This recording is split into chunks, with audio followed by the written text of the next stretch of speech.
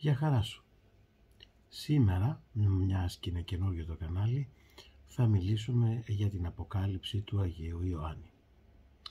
Πολλοί χριστιανοί βρίσκονται σε ανησυχία, ενώ δεν πρέπει, διότι αυτό το βιβλίο έχει γραφτεί για να ειδοποιήσει τους ανθρώπους του Θεού, αλλά και όχι μόνο, για τα γεγονότα που έρχονται, ακριβώς για να τα λάβουμε υπόψη μας, να αποφευχθούν. Όμως η ιστορία του κόσμου, και σύμφωνα με αυτά που γράφει η Αποκάλυψη τον πατέρα Μυτιληναίο και τον Άγιο Ανδρέα, θα δούμε ότι δεν θα μετανοήσει ο κόσμος και θα εξελιχθούν τα πράγματα όπως έχουν γραμμένα στην Αποκάλυψη. Τι είναι η Αποκάλυψη? Αποκαλύπτομαι. Αποκαλύπτω κάτι. Είναι ένα βιβλίο που ουσιαστικά αποκαλύπτεται στον καιρό του, τότε που τα γεγονότα γίνονται, εκτός από ανθρώπους που είναι φωτισμένοι και είναι με το πνεύμα της αληθείας, που δεν ξεγελιώνται από άλλες καταστάσεις, ιδεολογίες, πολιτική και αρχηγούς ή μάνατζερ της Εκκλησίας, και μπορούν και συμβουλεύονται σωστούς ανθρώπους, όπως είναι ο πατήρ Μυτιληναίος και ο Άγιος Ανδρέας.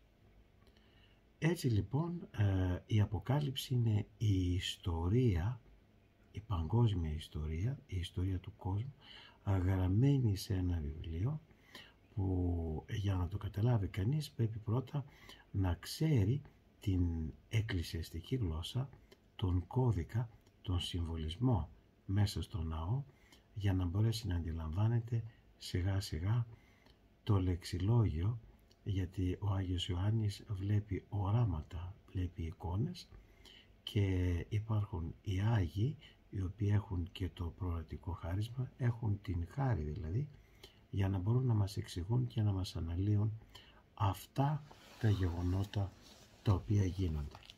Όμως πού είμαστε τώρα στην Αποκάλυψη και πώς μπορεί να την καταλάβουμε την Αποκάλυψη? Τι λέει ο πατήρ Μυτιληναίος? Ότι η Αποκάλυψη διαβάζεται με δύο τρόπους.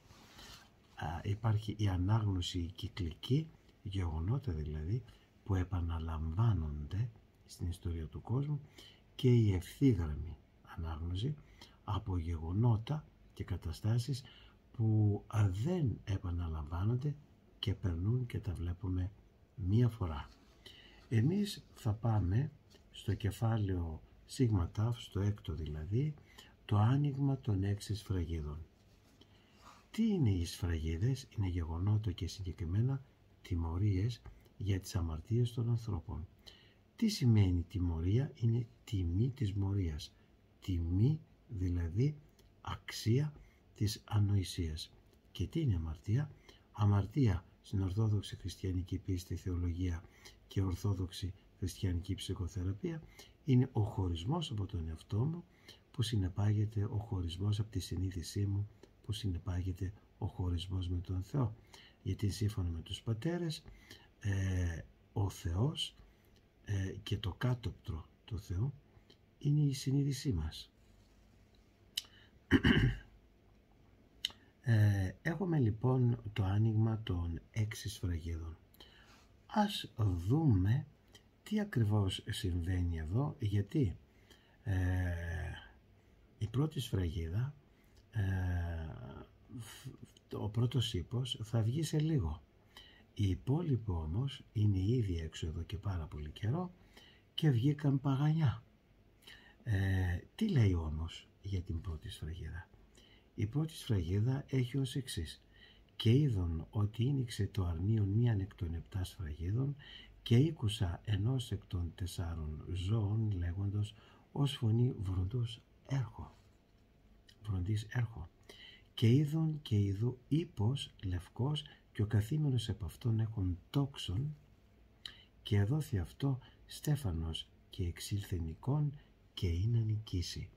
Τι έχουμε εδώ? Έχουμε μία εικόνα που μας λέει ότι άνοιξε μία σφραγίδα, ένα γεγονός δηλαδή, στο οποίο γεγονός βλέπουμε έναν ύπο ο οποίος είναι λευκός,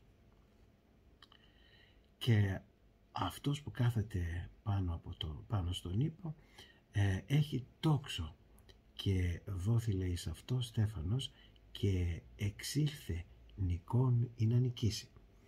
Όπως λέει ο πατήρ Μυτιληναίος, σύμφωνα με τον Άγιο Ανδρέα, τι είναι ο λευκός ύπος? Ο λευκός ύπος συμβολίζει το Ευαγγέλιο. Και ποιος είναι ο καθήμενος επάνω στο λευκό ύπο? Είναι ο Ιησούς Χριστός. Και λέει ο Άγιος Ανδρέας, κρατάει τόξο. Για ποιο λόγο κρατάει τόξο? Κρατάει τόξο γιατί ο Χριστός σημαδεύει με το τόξο τις καρδιές των ανθρώπων. Και εδώ μιλάει ο Άγιος Ανδρέας για τον θείον έρωτα, για τον έρωτα του Χριστού, για τον έρωτα του Θεού, που ο Χριστός σημαδεύει και στέλνει το τόξο του στις καρδιές των ανθρώπων, γιατί είναι υπομένο για όσους έχουν ακούσει και είναι μαθημένοι, εγώ σας εξέλεξα. Έτσι λοιπόν έχουμε τον Ιησού Χριστό, ο οποίος είναι στεφανωμένος με νίκη, και εδώ μπορούμε να δούμε το στεφάνι του και πάνω στο Σταυρό και στην Ανάσταση, που νικά και εξαγοράζει την ανθρώπινη φύση, την επαναφέρει στο αρχικό στάδιο πρώτης πτώσεως του Παραδείσου, την κάνει δική του και την θεώνει. Και περιμένουμε και εμείς την Ανάσταση των νεκρών για να τακτοποιηθεί η συντέλεια του κόσμου, που έχουμε ακούσει λάθος το νόημα, ότι η συντέλεια είναι κάτι κακό, και είναι κακό όσο κακό είναι όταν συντελείται μία εγκυμοσύνη από μία γυναίκα. Όταν συντελείται μία εγκυμοσύνη, ολοκληρώνεται και είναι άλλες οι συνθήκες ζωής του μωρού μέσα στην κοιλιά και άλλες εντελώς απ' έξω.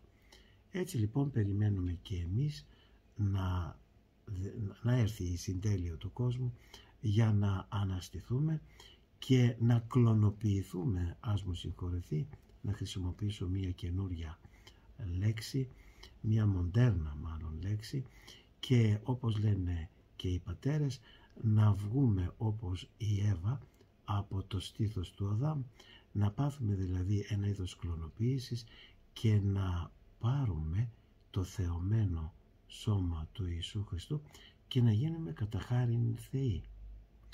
Έτσι λοιπόν βγαίνει ο Ιησούς Χριστός, το Ευαγγέλιο είναι το λευκό άλογο, είναι ο λόγος, ο καθαρός, ο λευκός, εγώ είμαι η πάση αλήθεια, εγώ είμαι η ζωή, εγώ είμαι το α και το ω,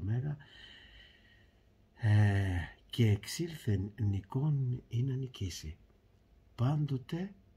Πάντοτε νικάει ο Χριστός και η Εκκλησία του Χριστού, όσο και αν φαίνεται ότι είναι νικημένη. Αυτό το λευκό άλογο δεν βγήκε ακόμη. Θα βγει μετά από τα υπόλοιπα, τα οποία θα διαβάσουμε και θα εξηγήσουμε στο δεύτερο βίντεο. Ευχαριστώ πολύ. Να είστε καλά.